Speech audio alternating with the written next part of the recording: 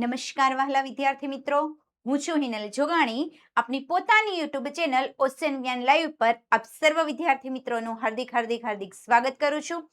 વહાલા વિદ્યાર્થી મિત્રો, આજના લેક્ચરની અંદર ધોરણ 8માં તમારો ફેવરિટ વિષય એટલે કે વિજ્ઞાન વિષય અને ગણિતની રાણી તરીકે ઓળખાતો વિષય એટલે પણ વિજ્ઞાન વિષય. આ વિજ્ઞાન વિષયની અંદર આપણે ચેપ્ટર નંબર 1 એટલે કે પાક ઉત્પાદન અને તેનું વ્યવસ્થાપન, જેમની સંપૂર્ણ સમજૂતી સાથેનો અભ્યાસ તો આપણે કરી ચૂક્યા છે, પરંતુ આજના લેક્ચરની અંદર આ ચેપ્ટર નંબર 1 છે એમના સ્વાધ્યાયનું સમજૂતી સાથેનું સંપૂર્ણ સોલ્યુશન જોવાના છે. તો ચલો વહાલા વિદ્યાર્થી મિત્રો, શરૂઆત કરીએ સ્વાધ્યાયના સોલ્યુશનની, જેમાં પ્રશ્ન નંબર 1 આપણને આપેલો છે. નીચેનો શબ્દ પસંદ કરીને ખાલી જગ્યાની પૂર્તતા કરો, એટલે કે ખાલી જગ્યા પૂરો. જુદા જુદા ઓપ્શન આપેલા છે, ઓપ્શનની મદદથી આપણે ખાલી જગ્યા પૂરવાની છે. જેમાં પ્રશ્ન નંબર 1 આપેલું છે, એક જ સ્થાન પર એટલે કે કોઈ એક ચોક્કસ જગ્યા છે, જગ્યા પર શું કરવાનું છે તો કે એક જ પ્રકારના એટલે કે એક જ સરખા લેવાના છે. ધારો કે આપણે ઘઉં લઈએ છીએ, ચોખા લઈએ છીએ તો બધા જ ઘઉંના, ચોખા લઈએ તો દરેક છોડ છે એ ઘઉંના. મોટી માત્રામાં ઉછેરવામાં આવતા છોડને, જે પણ વનસ્પતિનો ઉછેર કરીએ છીએ, એક જગ્યા પર એક સરખા પ્રમાણમાં હોવા જોઈએ. મોટી માત્રામાં જે છોડ ઉછેરીએ છીએ એને ખાલી જગ્યા કહે. તો એને શેના તરીકે ઓળખવામાં આવે? આપણને ખ્યાલ આવી જાય ઓપ્શન પરથી. શું આવે તો કે પાક. નેક્સ્ટ, પાક ઉગાડતા એટલે કે રોપતા પહેલાનો એટલે કે જ્યારે આપણે પાકને વાવીએ છીએ, જ્યારે જે પાક ઉગાડવાનો છે એમના બીજને જમીનની અંદર વાવવામાં આવે છે, રોપણી કરવામાં આવે છે, એ પહેલાનો પ્રથમ તબક્કો એટલે કે પાકને બીજને ઉગાડીએ છીએ, જમીનમાં રોપણી કરી, એ પહેલાનો તબક્કો શું છે? જમીનને શું કરવાનો છે? તરવા, પાણી, પોષક દ્રવ્યો કે તૈયાર? તો જમીનને કેવી કરવાની હોય? સૌપ્રથમ તૈયાર કરવાની હોય છે. એટલે આન્સર આવશે જમીનને તૈયાર કરવાનો. એ તબક્કો કેવો છે તો કે પહેલો તબક્કો છે. ત્યાર પછી ક્ષતિગ્રસ્ત બીજ. ક્ષતિગ્રસ્ત બીજ એટલે કેવા બીજ તો કે જે નુકસાન પામેલા છે, યોગ્ય બીજ નથી, તો એવા ક્ષતિગ્રસ્ત બીજ પાણીની સપાટી પર ખાલી જગ્યા લાગે. જેવા ખરાબ બીજ છે, જેમનો આપણે યોગ્ય પ્રમાણમાં ઉપયોગ કરી શકતા નથી, એવા બીજને જ્યારે પાણીની અંદર નાખીએ છીએ તો પાણીની સપાટી પર શું કરે છે? એ તો કે તરવા લાગે છે. ઓપ્શન આન્સર આવે છે તરવા. ત્યાર પછી પાકને ઉગાડવા માટે પર્યાપ્ત એટલે કે જેટલો જરૂરી હોય એટલો સૂર્યપ્રકાશ મળે છે, એટલે કે સૂર્યમાંથી આપણને સૂર્યપ્રકાશ મળશે. આ ઉપરાંત જમીનની અંદરથી પાકને ખાલી જગ્યા તથા ખાલી જગ્યા આવશ્યક છે. એટલે શું શું મળી શકે છે? સૂર્યપ્રકાશ તો સૂર્યમાંથી મળી શકે છે. આ ઉપરાંત પાકને જમીનની અંદરથી કઈ કઈ વસ્તુ પ્રાપ્ત થાય છે? તો આવશે પાણી, અને બીજું શું પ્રાપ્ત થાય છે તો કે પોષક દ્રવ્યો પ્રાપ્ત થતા હોય છે. આગળ વધીએ. નેક્સ્ટ પ્રશ્ન નંબર 2, કોલમ એ માં આપેલા શબ્દોને કોલમ બી માં આપેલા શબ્દ સાથે જોડો. જેમની અંદર કોલમ 1 ની અંદર આપણને શું આપેલું છે તો કેટલાકમાં પાકના નામ આપેલા છે, ત્યાર પછી ખાતરના નામ આપેલા. કોલમ બી ની અંદર શું આપેલું છે તો જે પાકના નામ આપેલા છે ને એમની સામે કયા કયા પ્રકારના પાક લેવામાં આવે છે એવું, અને જે ખાતરના નામ આપેલા છે તો એમાં કેટલાક ખાતર છે એ કેવી રીતે બનાવવામાં આવે છે, એ બે વસ્તુ આપણને આપેલી છે ને આપણે એને જોડકા જોડવાના છે. શરૂઆત કરીએ પહેલો કોલમ એ ની અંદર ખરીફ પાક. તો આપણે અહીંયા યાદ રાખેલું હતું ચેપ્ટરની અંદર જ્યારે સમજૂતી મેળવતા હતા ને ત્યારે, ચોખા એટલે શું? આ ચોખા. તો ખા એટલે શું તો કે ખરીફ પાક, અને ચો એટલે કઈ ઋતુમાં થાય તો કે ચોમાસાની ઋતુમાં. એટલે આપણને યાદ રહી જાય, ભૂલાય નહીં. તો ચોમાસાની ઋતુમાં થતા હોય એવા પાક. તો પાકના નામ તો બે જ આપેલા, ઘઉં, ચણા, વટાણા, ડાંગર અને મકાઈ. તો ચોમાસાની ઋતુમાં શું થાય? તો ચોખા પરથી તો આપણને એક ઉદાહરણ યાદ આવે, ચોખા ને બીજું કહીએ છીએ આપણે ડાંગર. તો ડાંગર વાળો પાક એટલે કયો આવશે તો કે ઓપ્શન નંબર ઈ. તો ડાંગર અને મકાઈ કઈ ઋતુમાં થાય? ચોમાસાની ઋતુમાં. આથી એને કેવો પાક કહેવાય તો કે ખરીફ પાક. અને આ હવે બીજું કયું આવ્યું? રવિ પાક. તો રવિ પાકમાં તો આપણે યાદ રાખેલું હતું શીરો. રો એટલે રવિ પાક અને શી એટલે શિયાળાની ઋતુમાં થતો પાક. અને આ શીરા પરથી તો મને પણ એક વસ્તુ યાદ આવી ગઈ. જ્યારે આપણે ઘરે સત્યનારાયણ ભગવાનની કથા હોય, કથા પૂર્ણ થાય ને એટલે પાછળથી આપણને પ્રસાદ આપવામાં આવે. પ્રસાદમાં પણ શીરો જ હોય છે. બસ એ જ વસ્તુ યાદ રાખવાની. શીરો એટલે કઈ શિયાળાની ઋતુમાં થતો પાક એટલે રવિ પાક. તો કયો પાક આવશે તો કે ઘઉં, ચણા અને વટાણા. આગળ જોઈએ, રાસાયણિક ખાતર. નામ જ આવે છે રાસાયણિક એટલે રસાયણો દ્વારા બનતું હોય. તો રસાયણો દ્વારા બનતું ખાતર કયું આપેલું? તો એક જ આપેલું, યુરિયા અને સુપર ફોસ્ફેટ. ત્યાર પછી નામ શું આપેલું છે? છાણિયું ખાતર. નામની અંદર જ છાણ આવે છે. છાણ એટલે શું તો કે મળમૂત્ર પ્રાણીઓનું. તો એવું ખાતર તો એક જ છે, પ્રાણીનું મળ, ગાયનું છાણ, મૂત્ર અને વનસ્પતિનો નકામો કચરો કે જેમની મદદથી તૈયાર થાય છે એમને કેવું ખાતર કહેવાય? તો કે છાણિયું ખાતર તરીકે ઓળખવામાં આવે છે. આગળ વધીએ ત્યાર પછી નેક્સ્ટ. આગળ વધતા પહેલા વહાલા વિદ્યાર્થી મિત્રો ખાસ ધ્યાન આપજો, તમારા માટે અગત્યની વસ્તુ કે online tuition class. Online tuition class એટલે શું? તમે ઘરે બેઠા તમારા સમયની અનુકૂળતા મુજબ એકદમ સસ્તે વસ્તુની અંદર એટલે સસ્તાની અંદર ઓછા પૈસાની અંદર એકદમ તદ્દન ઓછી ફી અને એમની અંદર તમે સારું એવું એજ્યુકેશન પ્રાપ્ત કરી શકો છો. તો ઓનલાઈન ટ્યુશન ક્લાસ એટલે શું? તો કે આપણી બ્રહ્માસ્ત્ર બેચ ધોરણ 6, 7 અને 8ના દરેક વિદ્યાર્થીઓ માટે આ જે બ્રહ્માસ્ત્ર બેચ છે એમની કિંમત છે કેટલી? તો કે માત્ર ને માત્ર 1350 રૂપિયા. જો વહાલા વિદ્યાર્થી મિત્રો હજુ પણ તમે આ બ્રહ્માસ્ત્ર બેચની અંદર જોઈન નથી થયા તો ઝડપથી અત્યારે જોઈન થઈ જાવ અને બ્રહ્માસ્ત્ર બેચની અંદર જે ઓફર ચાલે છે ઓફરનો લાભ લઈને ઝડપથી આ બેચની અંદર જોઈન થઈ જાવ, જેના કારણે તમે દરેક વિષયનું યોગ્ય સમજૂતી સાથે અને સારામાં સારી રીતે તમે અભ્યાસ કરી શકો અને તમારી પરીક્ષાનું પરિણામ પણ સુધારી શકો છો. આગળ વધીએ ત્યાર પછી નેક્સ્ટ પ્રશ્ન નંબર 3. નીચેના દરેકના બે ઉદાહરણ આપો. કેટલા ઉદાહરણ લખવાના છે? તો કે 2. જેમાં પહેલું આપણને આપેલું છે ખરીફ પાક. હમણાં આપણે જોડકાની અંદર પણ જોયું ને ખરીફ પાક. એ ઉદાહરણ લખીએ તો પણ ચાલે. ખરીફ પાકમાં યાદ શું રાખ્યું હતું? ચોખા એટલે ચોમાસાની ઋતુમાં થતો પાક. તો એના પરથી એક આવે ડાંગર, ચોખા એટલે ડાંગર અને મગફળી. બીજું આપણને આપેલું છે રવિ પાક. રવિ પાક એટલે શું યાદ રાખેલું? તો કે શીરો. શીરો એટલે શું આવશે? ઘઉં, રાઈ વગેરે જેવી વસ્તુ ક્યાં થાય? તો કે શિયાળાની ઋતુમાં એટલે રવિ પાક.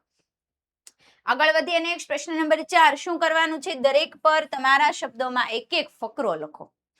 ફકરો લખવાનો છે. જે રીતે આપણે સમાજની અંદર ટૂંકનોંધ લખીએ છીએ એમાં ફકરો લખો એટલે શું થઈ ગયું? એક પ્રકારની ટૂંકનોંધ. ટૂંકનોંધ લખવાની છે. હા, વિજ્ઞાનની અંદર પણ ટૂંકનોંધ લખવાની છે. જેમાં પહેલી શું આપેલી છે? તો કે ભૂમિને તૈયાર કરવી. ભૂમિ નામની એક છોકરી છે. ભૂમિ એટલે શું? તો કે છોકરીનું નામ જ હોય ને. આ છોકરીને જવું છે મેરેજમાં અને મેરેજમાં જવા માટે આપણે એને રેડી કરવાની છે. તૈયાર કરવી એટલે રેડી કરવી જ થાય ને. આપણે પણ બહાર જવું હોય તો શું કરીએ? સરસ મજાના નવા કપડાં પહેરીએ, માથું ઓળીએ, ત્યાર પછી સરસ મજાનો પરફ્યુમ લગાવીએ, થોડો ઘણો મેકઅપ કરીએ અને પછી બહાર જઈએ. મેરેજમાં જતા હોય, કોઈકની ઘરે જમવા જતા હોય, કંઈક બેસવા જતા હોય તો પણ આપણે એમ જ જૂના કપડાં પહેરીને જતા નથી, સરસ મજાના તૈયાર થઈને જઈએ છીએ. તો બસ એમાં ભૂમિને પણ કંઈક જવું છે, કંઈક કામ કરવું છે, ભૂમિને બહાર જવું છે તો ભૂમિને પણ તૈયાર કરવી પડે ને. પણ અહીંયા ભૂમિને તૈયાર કરવી, ભૂમિનો મતલબ અહીંયા કોઈ છોકરીનું નામ આપણે લેવાનું નથી. પણ ભૂમિ એટલે શું થશે? તો કે ભૂમિનું સમાનાર્થી થાય છે, આપણે ગુજરાતીમાં ભણતા હોય ને તો કે જમીન. જમીનને તૈયાર કરવાની છે. જમીનને તૈયાર કરવી એ વળી શું? જમીનને કેમ તૈયાર કરવાની? એને કેમ નવા કપડાં પહેરાવાના? જમીનને કઈ આપણે કપડાં પહેરાવી શકીએ? તો આપણે જેવી રીતે તૈયાર થઈ છે એવી રીતે તૈયાર નથી કરવાની, પણ જમીનની અંદર આપણે શું કરીએ છીએ? તો કે વિવિધ પ્રકારના પાકને ઉગાડીએ છીએ. તો આ જ્યારે પાકને ઉગાડવામાં આવે છે એ ઉગાડતા પહેલા જમીનને કંઈક તૈયાર કરવી પડે, જેમના કારણે શું થઈ શકે? તો કે જમીનની અંદરથી સારામાં સારો પાક આપણે મેળવી શકીએ છીએ અને સારું પાકનું ઉત્પાદન થાય તો આર્થિક રીતે પણ આપણને લાભ થાય છે. તો એ સારું ઉત્પાદન મેળવવા માટે, સારો પાક મેળવવા માટે સૌપ્રથમ શું કરવું પડે? તો કે જમીનને એટલે કે ભૂમિને તૈયાર કરવી પડે. તો ચાલો જોઈએ કેવી રીતે કરવામાં આવે છે. તો જો અહીંયા આપેલું સૌપ્રથમ પહેલી લાઈન, પાક રોપતા પહેલા એટલે પાકને જ્યારે ઉગાડવામાં આવે છે, બીજને જ્યારે જમીનની અંદર વાવીએ છીએ એ પહેલા ભૂમિને તૈયાર કરવી એ કેવું ચરણ છે? તો કે પ્રથમ ચરણ છે, એટલે પહેલું પગથિયું છે. જેમાં શું કરવામાં આવે છે? તો કે જમીનને હળ વડે ખેડવી પડે છે. સૌપ્રથમ શું કરવામાં આવે છે? જમીનની અંદર ખેડાણ કરવામાં આવે છે. ખેડાણ માટે વપરાતું સાધન કયું? તો કે હળ. તો હળ વડે જમીનને ખેડવી પડે છે. આવું શા માટે કરવામાં આવે છે? આ કરવાથી થાય છે શું? આપણને શું ફાયદો મળે? તો જમીનને ખેડીએ એટલે જમીન કેવી બની જાય? તો કે પોચી બને છે.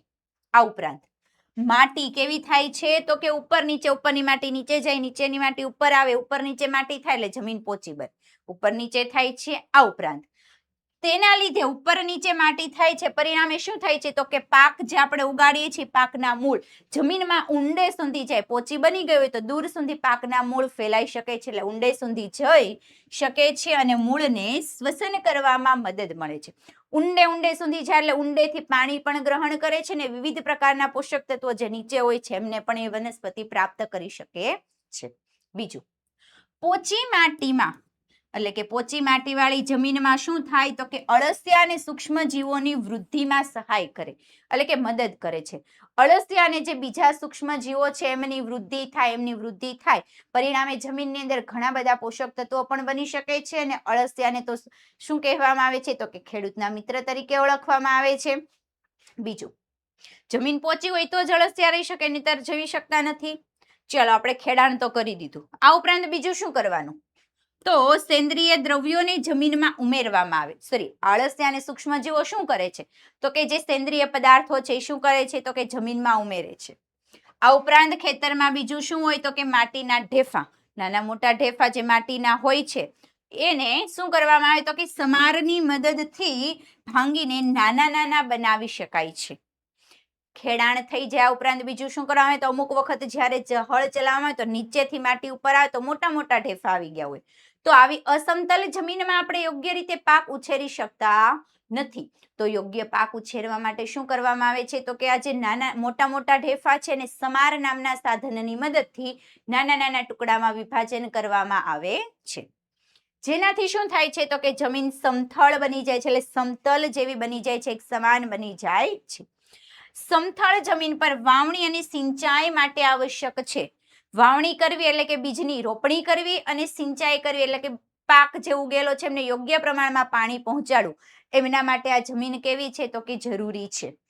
કેટલીક વખત જમીનને ખેડતા પહેલા એમાં શું ઉમેરવામાં આવે છે કુદરતી ખાતર, એટલે હળ ચલાવીએ છીએ પહેલા એમની અંદર કુદરતી ખાતર થોડા દિવસ પહેલા ઉમેરી દેવામાં આવે, ત્યાર પછી હળ ચલાવવામાં આવે એટલે જે કુદરતી ખાતર છે માટીના કણો વચ્ચે યોગ્ય પ્રમાણમાં ભળી જાય અને વનસ્પતિને જરૂરી એવા પોષક તત્વો પણ પ્રાપ્ત થઈ શકે છે.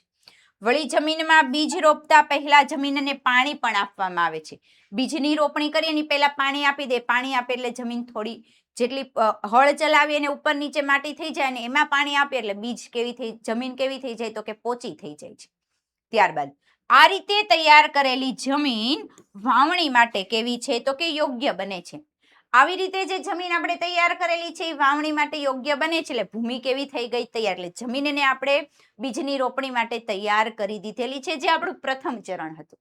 એકદમ સહેલી વસ્તુ છે. પહેલા તો લખવાનું પ્રથમ ચરણ, પછી ખેડાણ કરવાનું. ખેડાણ શા માટે કરવામાં આવે છે એ વસ્તુ મોટા ઢેફાને ભાંગીને નાના કરવાના, ત્યારબાદ એમાં ખાતર ઉમેરવાનું, બસ એટલી જ વસ્તુ લખવાની છે. એકદમ સહેલો સવાલ છે.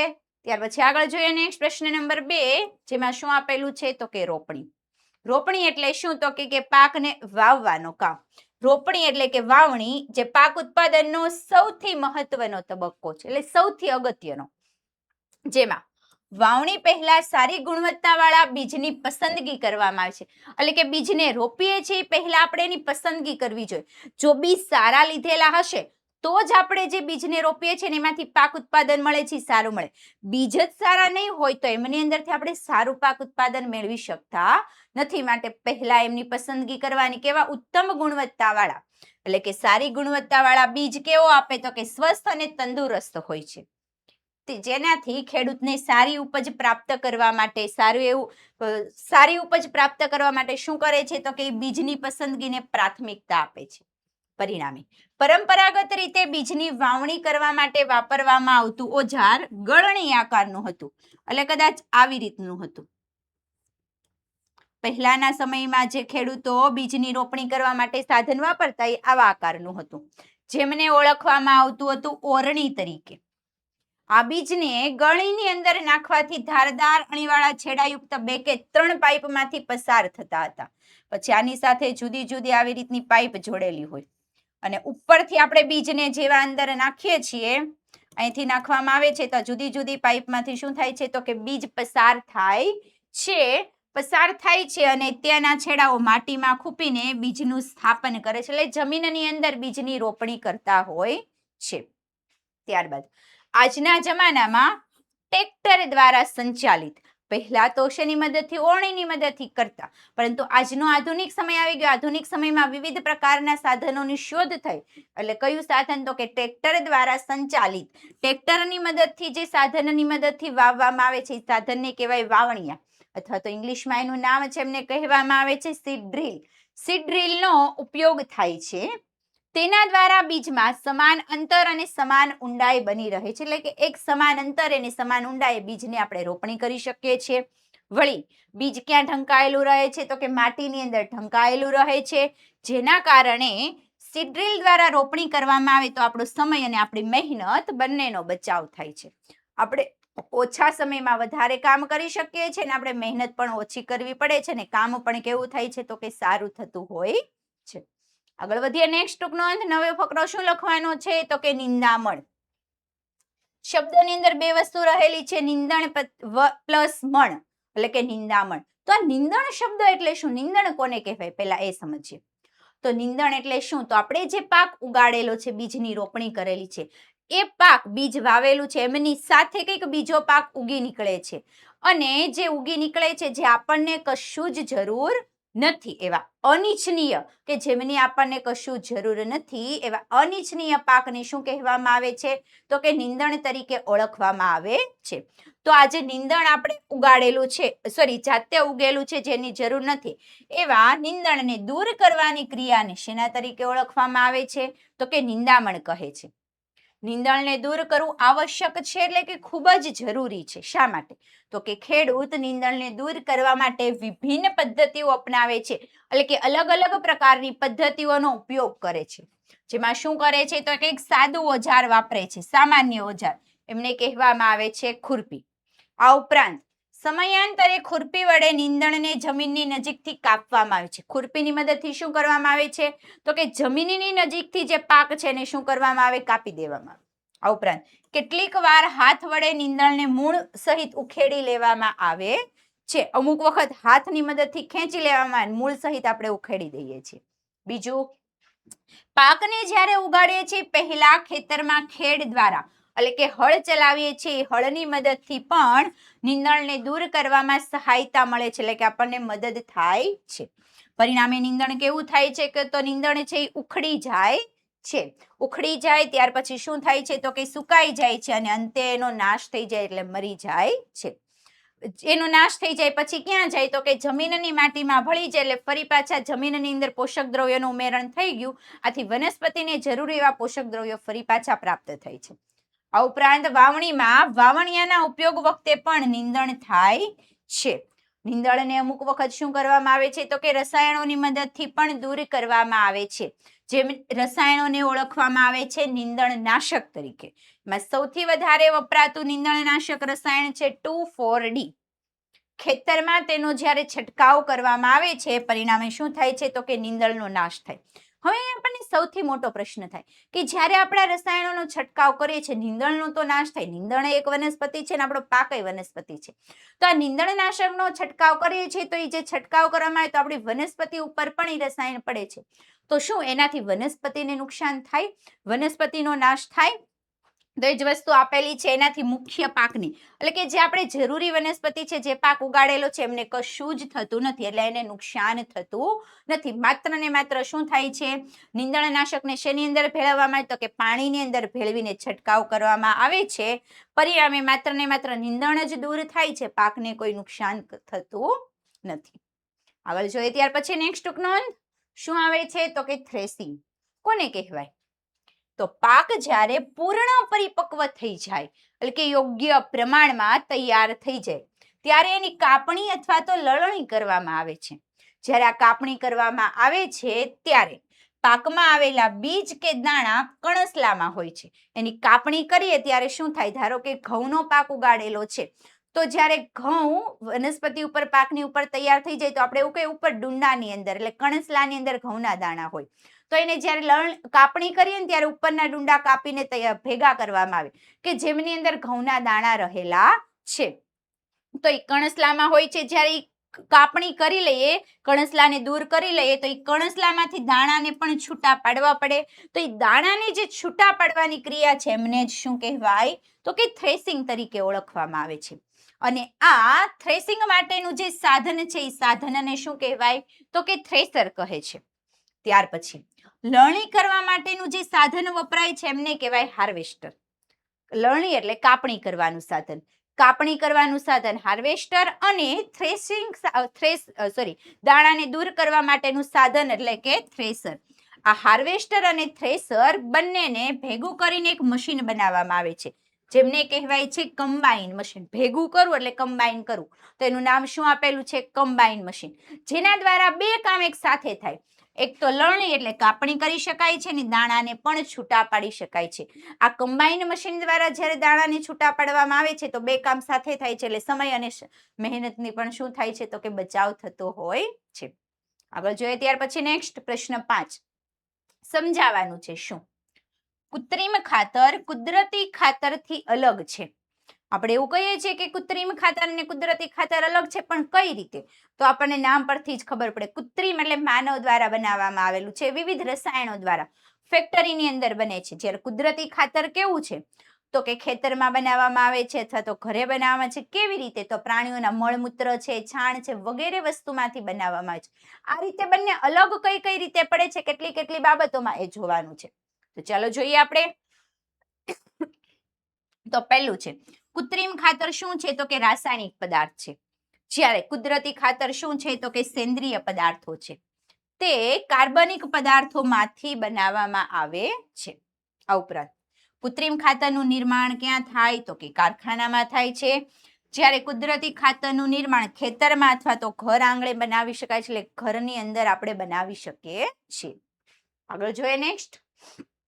હમણાં આપણે જોયું તો એ જ કૃત્રિમ ખાતર છે એ જ્યારે જમીનમાં નાખવામાં આવે તો એનાથી સેન્દ્રિય પદાર્થો પ્રાપ્ત થતા નથી. કારણ કે પરંતુ કુદરતી ખાતરને જ્યારે જમીનમાં ઉમેરવામાં આવે છે તો એમાંથી સેન્દ્રિય પદાર્થો ભરપૂર માત્રામાં જમીનને પ્રાપ્ત થાય છે. આ ઉપરાંત કૃત્રિમ ખાતર શું કરે તો કે જમીનનું બંધારણ બગાડે છે અને એમની અંદર માત્ર શું છે તો કે રાસાયણિક પદાર્થો છે, એમાં સેન્દ્રિય પદાર્થો નથી. તો રાસાયણિક પદાર્થો રસાયણો હોવાથી પ્રદૂષણ પણ ફેલાય. કોનું? તો કે જમીનનું અને પાણીનું, એટલે જળ અને ભૂમિ બંનેનું પ્રદૂષણ ફેલાવે છે. જ્યારે કુદરતી ખાતર શું કરે છે તો કે જમીનનું બંધારણ સુધારે છે, એટલે સારું કરે છે. આ ઉપરાંત કૃત્રિમ ખાતરના રાસાયણિક પદાર્થો પાણીમાં કેવા છે? દ્રાવ્ય છે. દ્રાવ્ય હોવાથી પાકને પોષક તત્વો છે તરત જ અસર કરી દે. જોઈતા હોય એટલા પોષક તત્વો તરત મળી જાય, એટલે દરેક પોષક તત્વો વપરાય છે. પરિણામે શું થાય તો કે જલ્દી વપરાય છે. પાણીમાં દ્રાવ્ય છે એટલે કે ખાતર પાણીમાં ઓગળી જાય. ખેતરની અંદર એક વખત વરસાદ થાય એટલે એ પાણીમાં ઓગળી જાય. એ પાણી ખેતરમાંથી વહી જાય એટલે એ ખાતર કેવું થઈ ગયું તો કે દૂર થઈ ગયું. તો ફરી પરિણામે શું થાય છે તો આપણે ફરી વખત ખાતર ઉમેરવું પડે છે, એટલે ખાતરનો શું થાય છે તો કે વપરાશ વધારે થાય છે. પરિણામે કૃત્રિમ ખાતર દર વર્ષે નાખવા પડે છે. જ્યારે કુદરતી ખાતર શું છે તો કે પાણીની અંદર અલ્પ દ્રાવ્ય છે, સંપૂર્ણપણે દ્રાવ્ય નથી, ઓછી માત્રામાં દ્રાવ્ય થાય છે. પરિણામે 2 કે 3 વર્ષ સુધી આપણે એમને નાખવાની જરૂર પડતી નથી. આથી કુદરતી ખાતર દર વર્ષે નાખવું પડતું નથી અને જમીનમાં લાંબા સમય સુધી પોષક તત્વોનું પ્રમાણ એ શું કરે છે તો કે જાળવી રાખે છે. આગળ જોઈએ નેક્સ્ટ પ્રશ્ન. સિંચાઈ એટલે શું? અને પાણી બચાવતી સિંચાઈની 2 પદ્ધતિનું વર્ણન કરવાનું છે. સિંચાઈ કોને કહેવાય અને પાણીનો બચાવ કરતી પદ્ધતિ કઈ છે તો જોઈએ. સમયાંતર એટલે કે યોગ્ય સમયના અંતરે ખેતરમાં પાકને પાણી પૂરું પાડવાની ક્રિયા. જેમાં આપણને પણ શું જરૂર પડે છે? સમયાંતરે પાણીની જરૂર પડે છે. આપણે દિવસમાં 4 થી 5 લીટર જેટલું પાણી પીએ છીએ ને, તો મનુષ્યને જેમ જીવન જીવવા માટે પાણી જરૂરી છે એમ પાકને પણ શેની જરૂર પડે છે તો પાણીની. તો પાણી છે પાકને આપવા માટે આપણે સમયાંતરે પાણી પહોંચાડીએ છીએ. કેવી રીતે પહોંચાડીએ છીએ? જે પદ્ધતિ છે એમને શું કહેવાય તો કે સિંચાઈ તરીકે ઓળખવામાં આવે છે. હવે સિંચાઈનો આધાર કોના પર રહેલો છે? જેમ શિયાળાની ઋતુ હોય તો આપણને ઓછા પાણીની જરૂર પડે, પાણી એટલું બધું નથી જોઈતું. ઉનાળાની ઋતુ હોય, આસપાસ ગરમી હોય તો શું જરૂર પડે તો પાણી આપણે વધારે જરૂર પડે છે. એની જેમ જ તે પાકને પણ એવી જ હોય. સિંચાઈનો આધાર કોના ઉપર છે તો કે સમય ઉપર, કેવા પ્રકારનો સમય ચાલે છે એમની ઉપર, ત્યાર પછી સમયની માત્રા ઉપર, આ ઉપરાંત જે પ્રકારનો પાક ઉગાડેલો છે પાક ઉપર, જમીન ઉપર અને આસપાસના વાતાવરણ મુજબ એટલે કે ઋતુ ઉપર સિંચાઈનો આધાર રહેલો છે.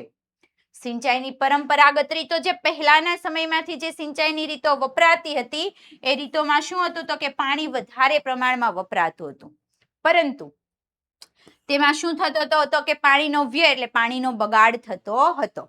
પણ અત્યારે હાલના સમયમાં જે આધુનિક સિંચાઈ પદ્ધતિઓ વપરાય છે એમાં પાણીનો શું થાય છે તો કે બચાવ થાય છે.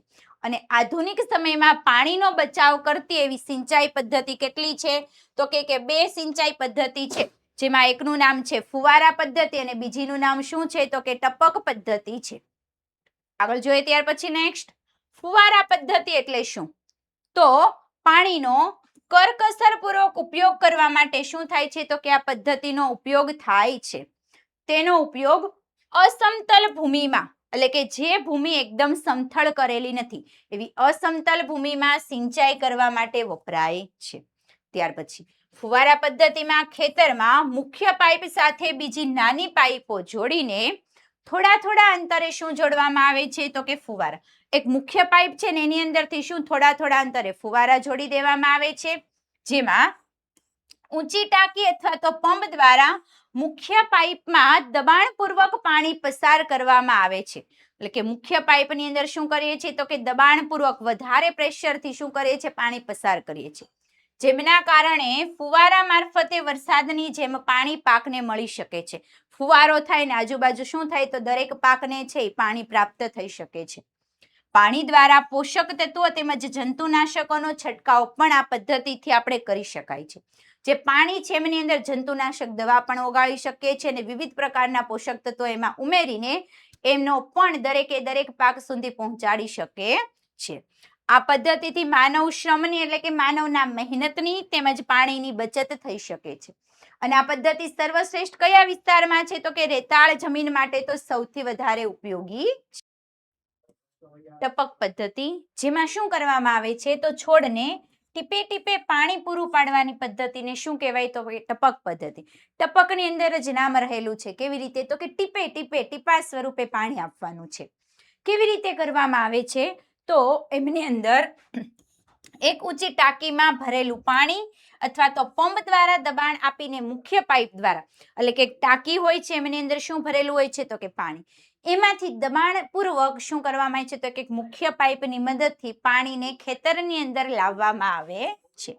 આ મુખ્ય પાઇપને જુદી શાખાઓ અને ઉપશાખાઓ પાડવામાં આવે છે. એટલે કે પાઇપ છે એમની અંદરથી જુદા પ્રકારની આમાંથી એક શાખા પડી, આ શાખામાંથી બીજી શાખા એટલે એને કહેવાય ઉપશાખા. તો મુખ્ય પાઇપમાંથી શાખા અને ઉપશાખાઓ શું કરવામાં આવે છે પાડવામાં આવે છે. અને પાઇપને નિયત અંતર એટલે કે યોગ્ય અંતર સુધી જવા માટે પાણી માટે શું લગાવવામાં આવે છે તો કે એમની અંદર ડ્રોપર લગાવેલા હોય છે. આ ડ્રોપર બહુ જ થોડા પ્રમાણમાં પાણીને બહાર જવા દે છે. જેવી રીતે આપણે નળ છે અને નળને થોડોક ચાલુ કરીએ જેવું ટીપા સ્વરૂપે પાણી નીકળે એમની જેમ ડ્રોપર હોય ને ડ્રોપર શું કરે તો કે ખૂબ જ ઓછા પ્રમાણમાં શું કરવા દે છે તો કે પાણી પસાર થવા દે છે. અને જે પાણી પહોંચે છે ડ્રોપરમાંથી છોડના મૂળ પાસે જ ટપકે છે. ડ્રોપર છોડના મૂળની નજીક હોય એટલે કે ડાયરેક્ટ પાણી ક્યાં જાય તો કે મૂળ પાસે, જે આસપાસ કોઈ જગ્યા પર જતું નથી. તો આ પદ્ધતિ પાણીની અછતવાળા પ્રદેશોમાં કે જ્યાં યોગ્ય પ્રમાણમાં પીવા માટે પણ પાણી મળતું નથી એવા પ્રદેશોની અંદર અથવા તો જ્યાં ઓછો વરસાદ પડે છે, ઓછું પાણી છે એટલે કે રણ પ્રદેશોની અંદર આ પદ્ધતિ કેવી છે તો કે આશીર્વાદ રૂપ છે. ફળ આ ઉપરાંત જે ફળ આપતી વનસ્પતિ છે, ફળ આપતી વનસ્પતિને તો સૌથી વધારે પાણીની જરૂર પડે. તો આવી વનસ્પતિના બગીચા હોય એટલે કે જ્યાં ફળ ઉગાડવામાં આવે છે એના બગીચા હોય ત્યાં વૃક્ષોને એટલે કે વનસ્પતિને પાણી આપવા માટેની સર્વોત્તમ એટલે કે શ્રેષ્ઠ પદ્ધતિ છે. કઈ પદ્ધતિ તો કે ટપક સિંચાઈ પદ્ધતિ અથવા તો ટપક પદ્ધતિ. આગળ જોઈએ ત્યાર પછી નેક્સ્ટ પ્રશ્ન આપણે, જો ઘઉંને ખરીફ ઋતુમાં ઉગાડવામાં આવે તો શું થાય? ઘઉં કઈ ઋતુમાં થાય છે તો કે શિયાળાની ઋતુમાં. શિયાળાની ઋતુમાં થાય એટલે એને કેવો પાક કહેવાય તો કે રવિ પાક. પણ રવિ પાકની બદલે એને ચોમાસાની ઋતુમાં ઉગાડવામાં આવે તો શું થાય આપણે ચર્ચા કરવાની છે. ચાલો જોઈએ. તો ઘઉં પાક છે કેવો તો કે રવિ પાક છે એટલે ઘઉંના પાકને કેવું વાતાવરણ જોઈએ તો કે સૂકું અને ઠંડુ હવામાન જોઈએ છે. પરંતુ જો એને ખરીફ ઋતુ એટલે કે ચોમાસાની ઋતુમાં ઉગાડવામાં આવે છે તો એને કેવું વાતાવરણ મળશે? તો કે ભેજવાળું હવામાન એને પ્રાપ્ત થાય છે. અને શું મળે છે? ચોમાસાની ઋતુ એટલે વરસાદ પણ એને વધારે પ્રાપ્ત થાય છે, જેના પાકને અનુકૂળ આવતો નથી. આથી જો ખેડૂત છે એ ચોમાસાની ઋતુમાં જો ઘઉંનું ઉત્પાદન કરે, ઘઉંને વાવે, તો ઉત્પાદન છે એ સારું થતું નથી, એટલે કે એને સારો એવો જેટલા પ્રમાણમાં જોઈતો એટલો પાક પ્રાપ્ત થતો નથી. આ ઉપરાંત ઘઉંના છોડ તંદુરસ્ત પણ રહી શકતા નથી. આથી ઘઉંને ખરીફ ઋતુમાં ઉગાડવામાં આવતા નથી. માત્ર ને માત્ર કઈ ઋતુમાં ઉગાડવામાં આવે છે? તો કે રવિ પાક છે એટલે કે શિયાળાની ઋતુમાં ઉગાડવામાં આવે છે. આગળ જોઈએ નેક્સ્ટ. અરે વાહ! આગળ વધતા પહેલા તમારા માટે ખાસ મહત્વની વસ્તુ શું? તો ધોરણ 6 થી 8 માં ભણતા દરેક વિદ્યાર્થીઓ માટે online tuition class. Online tuition class એટલે વળી શું? તો આપણી બ્રહ્માસ્ત્ર બેચ 2027, જેમની અંદર તમને દરેક વિષયોની જે કંઈ પણ પ્રકરણો હોય છે, દરેક પ્રકરણોની યોગ્ય સમજૂતી સાથે દરેક વસ્તુ પ્રાપ્ત થઈ શકે છે.